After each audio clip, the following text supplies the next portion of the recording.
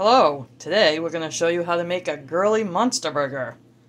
We made these little tongues and eyeballs with a little flour, which is just a foam rose, on a toothpick.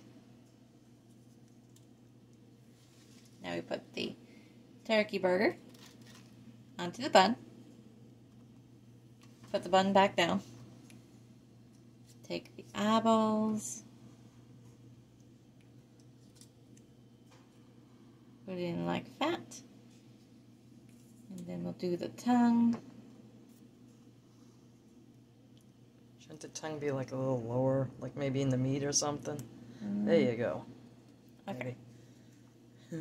Oh, that works. Then we have the little flower.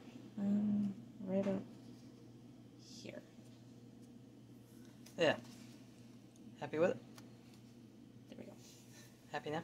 Yes. Alright. And there is your girly monster burger.